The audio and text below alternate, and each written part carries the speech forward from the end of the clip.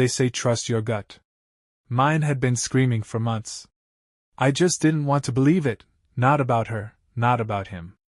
But lies can only hold for so long before the cracks start showing. And once they did, the whole damn thing shattered.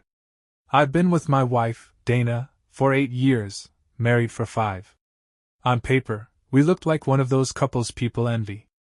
House in the suburbs, 2 new trucks in the driveway, a golden retriever named Hank, and a successful little construction and remodeling company I co-owned with my best friend, Travis. Dana worked in interior design.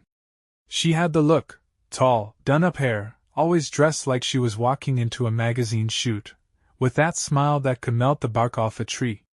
When she walked into a room, folks noticed. Including Travis. But I never gave it much thought. I trusted him. Known him since we were 16, started this business with him out of a garage and a beat-up Ford Ranger. The first few years of marriage were good. Real good. We laughed a lot, traveled, worked hard, came home to each other. But somewhere along the way, she started getting mean. Not all at once, more like slow poison. She'd snap at little things. If I forgot to unload the dishwasher or came in dirty from the site, I'd get that cold look. She started throwing around words like lazy and uninspired. I worked my ass off, 12 hours a day sometimes. But according to her, I wasn't growing. Whatever the hell that meant. She started spending more time out. Client dinners, she said. Networking events. One time I asked if I could tag along to one of those little wine and design nights she always talked about. She looked at me like I asked to come sit in on a pap smear. God, no, babe. You wouldn't get it, she said, waving me off. It's just work. Yeah, well, a lot of things were just work to her. She started wearing more makeup when she went out. Dresses I hadn't seen before. And she always came home late, too late. I'd ask how the night went, and she'd launch into vague stories that never quite added up. Oh, we wrapped up at the restaurant, but then Amanda wanted to get drinks, and then we met up with some people from that new real estate firm. I think they were in commercial. Anyway, I lost track of time. Right. Amanda, who lives 2 towns over and goes to bed at 9 p.m. sharp. But I let it slide. I didn't want to be that jealous husband. Didn't want to seem insecure. Dana was always saying how some guys just couldn't handle a strong woman. Then things started getting weird with Travis. He used to be my right-hand man. Every job, every meeting, we were in sync. But all of a sudden, he was dodging me. Taking more client calls solo. Showing up late. Canceling lunch meetings we always had.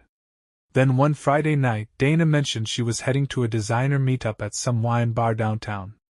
I'd had a rough week and asked if she wanted to stay in instead. She rolled her eyes. You always want to stay in. I need to be around people who do things with their lives. That one stuck. She left wearing this red dress that damn near stopped my heart. I hadn't seen it before, and I told her she looked amazing. She just gave me a tight smile and said, thanks, like it was a chore.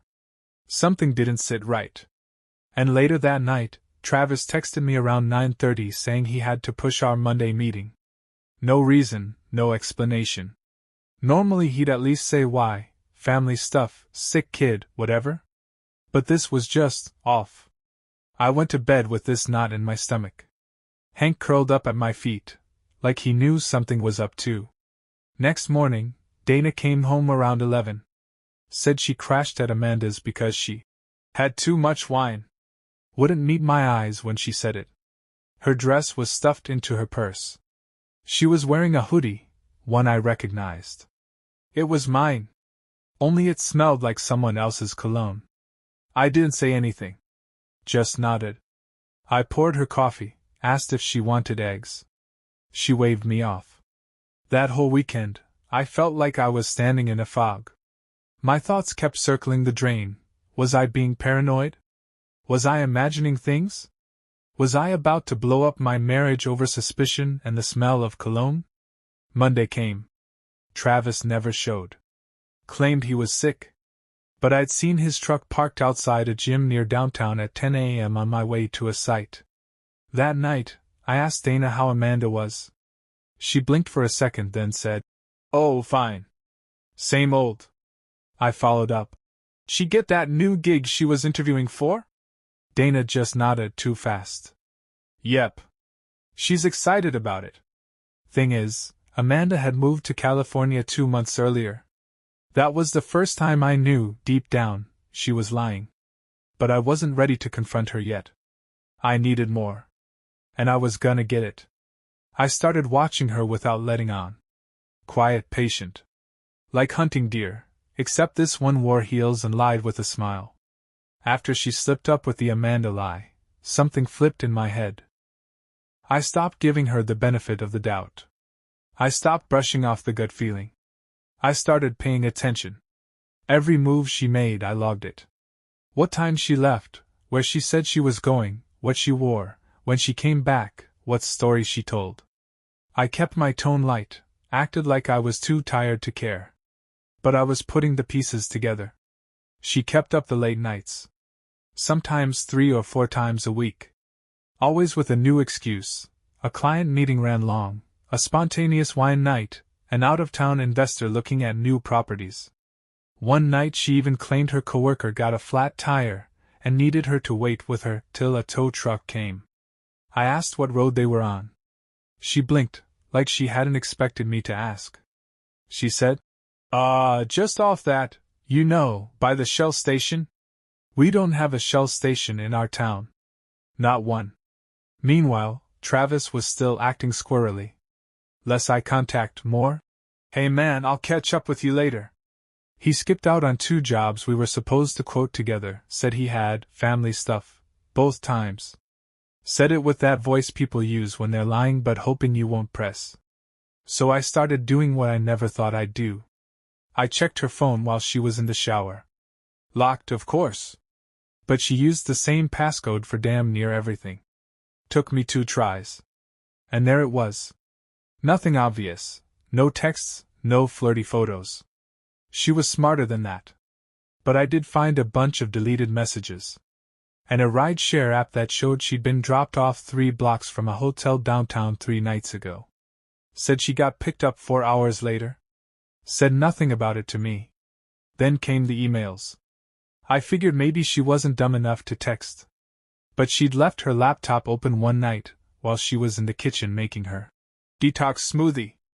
I told her I was gonna run out and grab more dog food. Instead, I waited until she went back to her Instagram scrolling trance and snuck back in. Outbox full of bland subject lines, design files, quote follow-ups, meeting notes. But inside? One sent to a familiar Gmail address, Travis's, only listed under the name TC Invoices. I opened it, and my stomach turned. Us. That was the moment my hands went cold. I just stood there, looking at the screen, reading it over and over again like it might change. I couldn't hear anything. Couldn't think. Just rage pulsing behind my eyes. But I didn't smash the laptop. I didn't storm into the kitchen and yell. I took a screenshot, emailed it to myself, and closed everything down like I'd never been there. I wasn't ready to go nuclear. Not yet. I needed the whole truth, not just a piece of it. So I called in a favor. Buddy of mine, Rick, used to work private security. Knows his way around surveillance like most guys know their way around a grill. I asked him to tail Dana for a few days. Told him I'd owe him big. He didn't ask questions. Just nodded and said, "Let's see what the Queen's been up to." While he followed her, I did my part. Smiled, joked, kissed her cheek in the morning. Meanwhile, I started checking the business bank account more closely. Something else felt off. Travis had control over some of the contractor payments. And wouldn't you know it, a few vendor invoices looked padded. Names I didn't recognize. Same amounts, over and over. I dug into it deeper and found something worse. Travis had opened a separate business credit line under our LLC's name. Without telling me. That's when I realized it wasn't just my marriage getting gutted. It was my livelihood. Rick got back to me 5 days later. I still remember the way he looked when he showed me the photos. Like he didn't want to be the guy delivering the news, but also knew it was better I saw it than kept guessing. Dana and Travis. Together. Holding hands like teenagers. Kissing in the parking lot behind a Mexican joint we used to all go to as a group. They even got a damn hotel room, with my money I'd bet. I stared at the photos in silence for a good 2 minutes. Rick didn't say a word. Just handed me a flash drive and said, "That's everything." She came home that night acting normal. Giggling about something stupid on her phone, throwing her heels off, pouring herself a glass of red like her world wasn't about to collapse. She sat on the couch, crossed her legs, and said, "You seem quiet. Something wrong?" I looked at her, felt that fury rise in my chest, and swallowed it. "Nah," I said. "Just tired." But I wasn't tired. I was done. Next night I told her we had a dinner meeting with a potential investor. Said it was last minute, big opportunity, real hush-hush. She barely looked up from her phone, said, "Do I have to go?" I said, "Yep. Real estate makes us look more polished. Wear something nice." She smirked like she was doing me a favor. "Fine. But you owe me sushi after."